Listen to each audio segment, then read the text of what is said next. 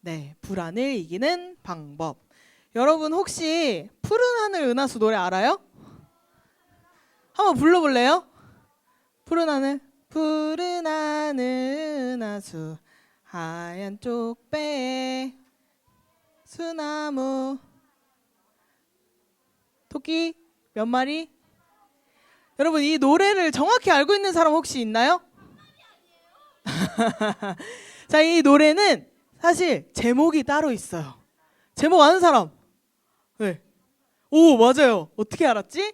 반달이라는 동요입니다. 아마 10명 중 한 8명은 처음 들어볼 것 같은데, 자, 이렇게 가사가 있어요. 푸른 하늘 은하수 하얀 쪽배에 개수나무 한 나무 토끼 한 마리 돛대도 아니 날고 삿대도 없이 가기도 잘도 간다 서쪽나라로. 네, 제대로 된 가사를 처음 보는 친구들도 있고 이미 알고 있는 친구들도 있을 것 같아요. 이 동요에서 나오는 배가 있어요. 이 배는 어떤 배일까요? 쪽배인데 이 배는 어떻게 앞으로 나아갈까요? 맞아요. 돛을 이용해서 앞으로 나아가는 돛담배입니다. 여러분 근데 이 동요에서는 돛대도 뭐라 그래요? 없어요. 삿대도 없이라고 합니다. 삿대는 뭘까요? 삿대가 뭘까요? 기둥? 뭘까요? 뭐라고?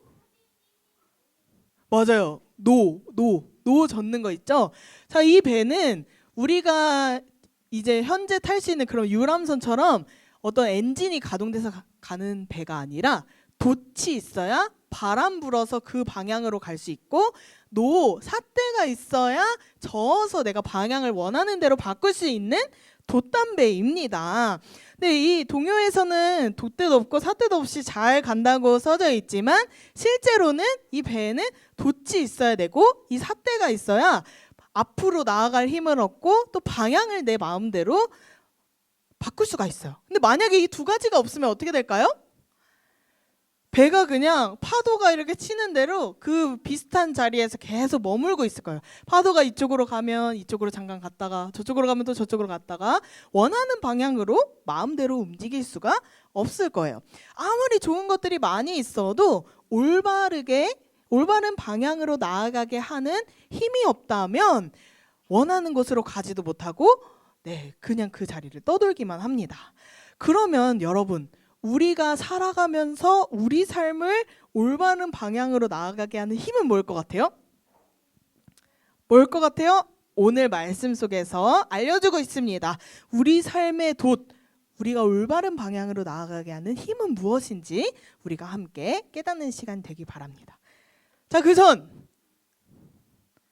설교를 한번 복습해 봐야겠죠? 지난 시간까지 설교를 꺼내지 말고 보지 말고 여러분들의 머릿속에 있는 기억을 잘 데려오세요. 쉬워요. 쉽고 잘 맞출 수 있을 거예요. 자, 여기 써져 있는 대로 정성껏 대답하면 10드림입니다. 틀려도 10드림 받을 수 있어요. 대신 잘, 몰라요, 글쎄요, 이런 것 같아요 라는 대답은 해당하지 않습니다. 첫 번째 문제. 9월 첫째 주 설교 제목은? 든 거예요, 손? 아니에요? 지난주에도 퀴즈를 똑같이 냈었죠? 안 돼. 너무 늦어. 오, 그렇죠. 동참하시겠습니까? 그럼 어디에 동참하라고 했을까요? 땡! 복음에 동참하기로 했죠. 잘 기억하고 있죠? 자, 다음 문제. 아직 있어요. 9월 둘째 주 설교 제목은 머리를 쓸어 넘겼어요. 네. 오, 맞아요, 맞아요. 예수님처럼. 그럼 예수님처럼 어떤 마음을 닮자고 했었을까요? 근데 질문이 끝나고 손을 든 주해. 오, 맞아요. 겸손한 마음을 담자고 했습니다. 자, 잘 기억나죠? 이제 지난주겠죠? 9월 셋째 주 설교 제목은 서원이 나에게 가장 소중한 땡 괄호 알려줬잖아요, 마지막에. 맞아요. 나에게 가장 소중한 누구? 예수님. 여러분 진짜 잘 맞추네요. 자, 다음 문제. 바울이 누구에게 쓴 편지일까요? 아니야, 봤어. 저기가 먼저 들었어. 은비. 어디 교회? 어디 교회? 근데 먼저 들었잖아요. 빨리 들어야지. 내가 먼저 봤는데 아무도 안 되고 있었어. 네. 빌립보 교회에 쓴 편지죠. 빌립보서는. 마지막 문제. 바울이 빌립보서에서 계속 전하고 있는 중요한 단어는 무엇일까요? 할 때 들어주세요. 요 할 때 들어주세요. 지금은 내려야지. 그럼 무엇일까요? 오케이. 감사 아니에요. 안 해본 사람 든 거예요? 오, 맞아요. 기쁨. 우리가 오늘 본문에서도 읽었죠? 기쁨, 기뻐하라라고 이야기하고 있습니다. 잘했어요, 여러분. 여러분, 바울은 모든 것이 기뻐할 수 없는 상황에서도 항상 기뻐하라고 했습니다. 어떻게 그럴 수 있다고 했죠? 어떻게 그럴 수 있다고 했죠? 예수님을 만났기 때문에 세상의 그 어떤 것보다 예수님을 아는 것이 가장 귀함을 고백하며 우리에게도 이렇게 말하고 있습니다. 우리 빌립보서 4장 4절 말씀 다 한번 다 같이 읽어보겠습니다. 시작. 주 안에서 항상 기뻐하라. 내가 다시 말하노니 기뻐하라. 아멘. 주님과 함께하기에 항상 기뻐하라고 말해요. 실제로 바울은 계속 기뻐하라고 말만 한 것이 아니라 기뻐하는 모습을 보여줬어요. 사도행전 16장에 보면 바울이 실라라는 사람과 함께 복음을 전하다가 예수님을 전하다가 매를 맞고 감옥에 갇히는 일이 일어났어요. 근데 그때에도 깊은 밤이 되자 그 감옥 안에서 기쁘게 하나님을 찬송했어요. 그 차디찬 감옥 바닥에서 바울은 예수님이 나와 함께 계시다는 사실 때문에 기뻐했어요. 바울이 느꼈던 기쁨은 어떤 재밌는 일로 인한 기쁨이 아니라 예수님과 함께 한다는 그런 기쁨이었던 것이죠. 근데 여러분, 이렇게 바울처럼 기뻐할 수 있을까요?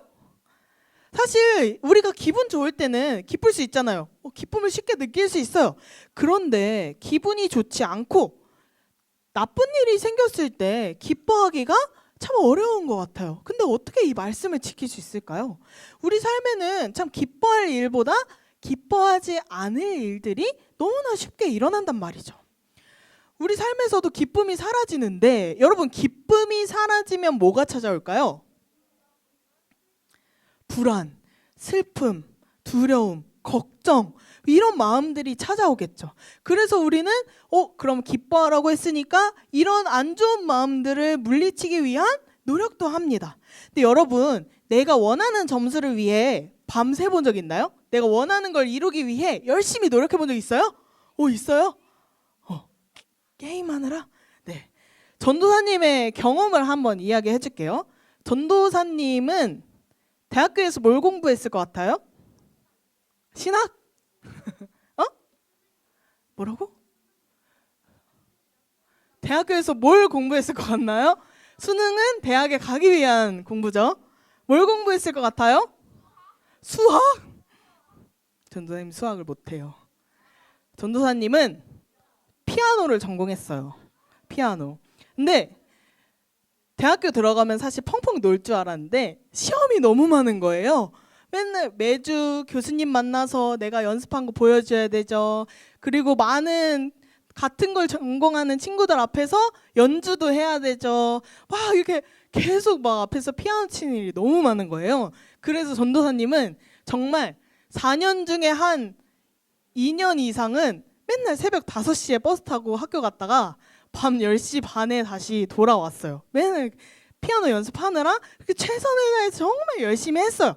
근데 막상 시험 기간이 되면 너무 불안한 거예요. 헉, 내가 틀리면 어떡하지? 치다가 생각이 안 나면 어떡하지? 까먹으면 어떡하지? 교수님이 날 혼내면 어떡하지? 그때 전도사님 배운 교수님이 진짜 무서운 교수님이었거든요.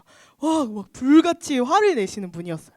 그래서 이런 걱정들로 시험 전날 밤만 되면 잠이 안 오고 막 잠을 설치고 또 당일 아침이 되면 이 걱정과 불안 때문에 속이 다 뒤집어지는 거예요. 막 아침에 토하고 막 아침 아무것도 못 먹고 정말 그럴 정도로 내가 열심히 최선을 다해 준비했는데 오히려 더 불안함과 두려움이 컸었어요. 근데 여러분, 왜 이렇게 준비를 많이 하고 열심히 노력했는데 왜 이 불안함은 사라지지 않았을까요? 여러분, 우리가 아무리 준비를 많이 하고 최선을 다해 노력한다 해도 두려움을 없앨 수는 없어요. 오히려 이 많이 노력한 것들이 나를 더 불안하게 만들기도 해요. 그러면 아무 노력 안 하면 불안하지도 않고 행복하지 않을까요?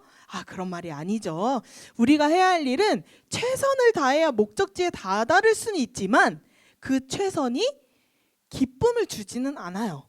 그러면 우리는 어떻게 해야 이 기쁨을 누릴 수 있을까요? 이 빌립보서 4장 말씀을 좀 더 살펴보도록 하겠습니다. 우리 먼저 4절 말씀 한번 읽어줄 사람. 서은이 한번 크게 읽어주세요.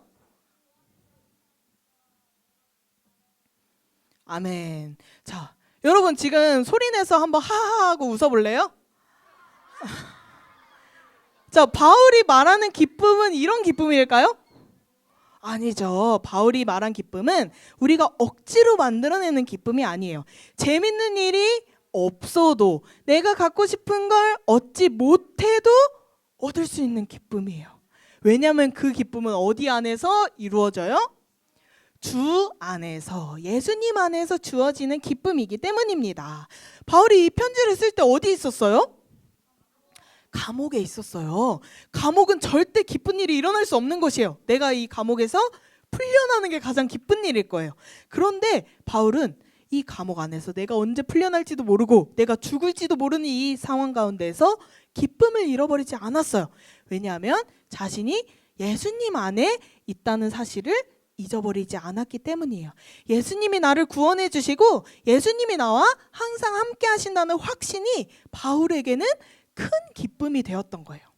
여러분, 폭풍우가 있는 바다에서 어디가 제일 안전할까요? 바다에서? 폭풍우가 있는 바다에서 1번 튜브, 2번 커다랗고 튼튼한 배. 바다에 호텔은 없잖아요. 미안해, 못 봐서 모르겠어. 자, 여러분, 튜브가 안전할 것 같아요? 전혀 아니죠. 말도 안 되는 얘기죠.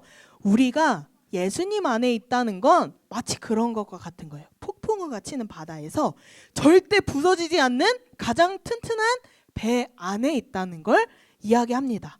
예수님이 바로 그런 배인 거예요. 그래서 주 안에 있다면 어떤 상황에서도 기뻐할 수 있어요. 왜? 밖에서 막 비가 오고 바람이 불고 번개가 쳐도 이 배 안에서는 안전하기 때문이에요. 그래서 기뻐할 수 있다는 거예요. 부서지지 않는 튼튼한 배라는 존재가 있잖아요. 그럼 여러분, 주님 안에서는 이렇게 우리가 기뻐할 수 있습니다. 여러분도 예수님 안에 있죠? 예수님 안에 있죠? 그럼 여러분 예수님 안에서 기뻐하고 있나요?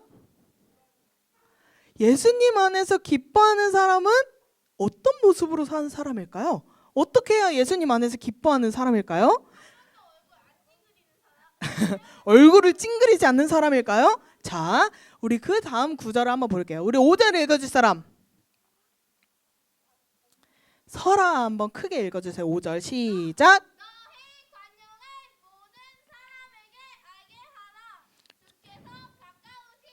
아멘. 좋습니다. 자, 주 안에서 기뻐하는 사람은 어떤 모습인지. 첫 번째, 관용하는 모습을 말합니다. 관용. 여러분, 관용이 무슨 말이게요? 한번 맞춰볼 사람. 관용이 무슨 말일까요? 뭐라고? 자비로운 것. 오, 좋아요. 또 뭐라고 설명할 수 있을까요? 관용. 여러분은 관용하는 사람인가요? 모르겠어요. 자, 이 관용이란 아주 쉽게 설명해서 선하고 친절한 모습을 말해요. 다른 사람에게 친절을 베풀고 배려하는 태도를 말하는 거예요. 자, 내가 하고 싶은 대로 이 친구를 대하고 내가 하고 싶은 것만 하는 게 아니라 하나님이 기뻐하시는 행동인 거예요. 하나님의 성품인 선하고 친절함, 사랑을 실천하는 모습이죠. 여러분들 중에서는 그럴 수 있어요. 전 되게 착해요. 전 배려를 잘하고요. 전 친구들을 항상 생각하고 사랑을 줘요. 여러분 이렇게 말할 수 있지만 그게 아니라 어떻게 해야 된대요? 모든 사람에게 알게 하라. 여러분 스스로만 그렇게 생각하면 안 되고 이 친구를 얘기했을 때 쟤는 진짜 착해. 쟤는 진짜 배려를 많이 하고 정말 선한 사람이야. 라는 게 모든 사람의 입에서 나올 수 있어야 돼요. 이게 바로 주 안에서 기뻐하는 사람의 모습 첫 번째입니다. 또 아까 기뻐하는 기쁨에 반대되는 마음이 뭐라고 했었죠? 불안, 슬픔, 외로움, 두려움 이런 것들이 있겠죠? 자, 그 다음 6절을 한번 보겠습니다. 6절 한번 읽어줄 사람 있나요? 6절 혜원이 읽어주세요.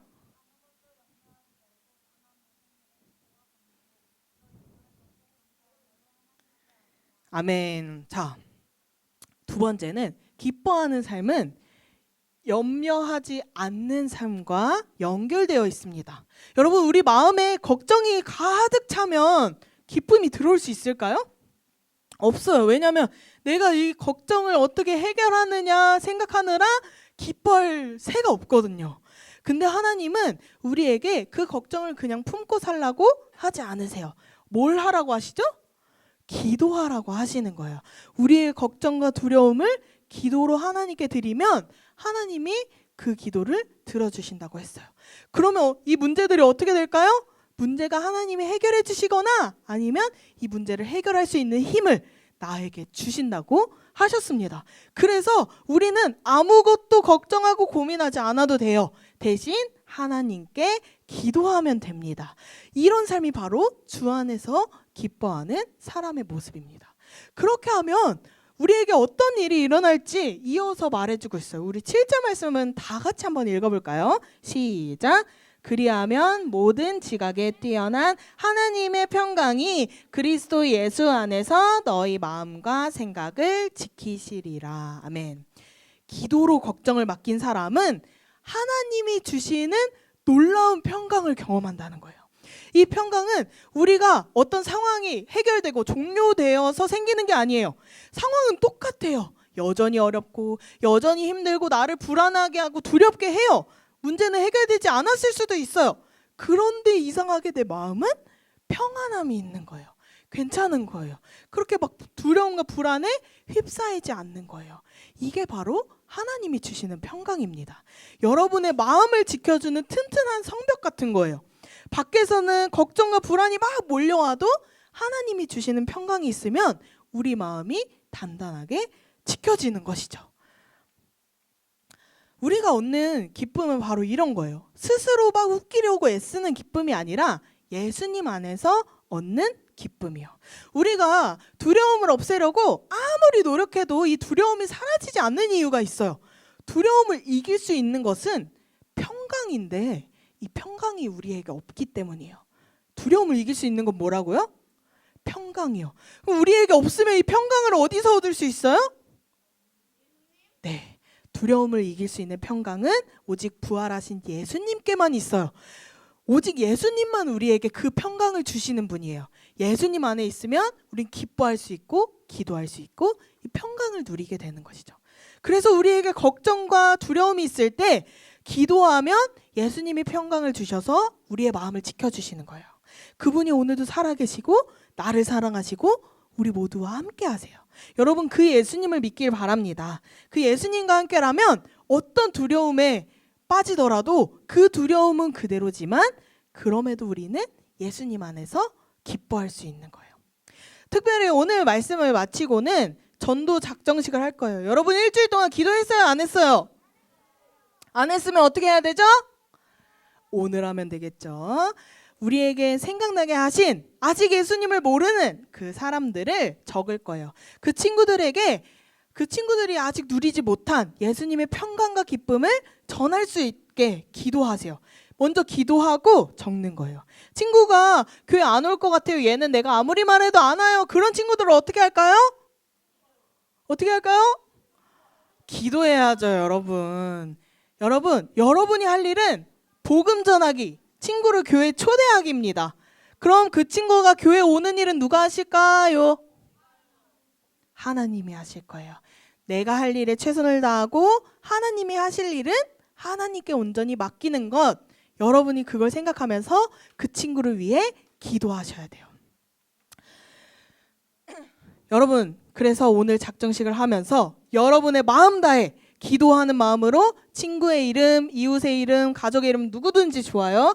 잘 적고 그 친구를 위해서 기도하고 그 친구를 전도하는 한 주를 보내시기 바랍니다. 내가 할 수 있는 최선을 다해야 하나님이 그 다음에 일하십니다.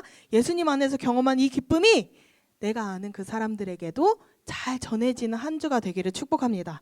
여러분의 삶이 예수님 안에 있을 때 안전하고 튼튼한 배처럼 바람에 흔들리지 않고 하나님이 원하시는 길로 잘 나아가게 될 줄 믿습니다. 여러분 그 예수님을 믿음으로 이번 한 주 동안 그 친구를 기도하고 전도하는 한 주가 되기를 주님의 이름으로 축복합니다.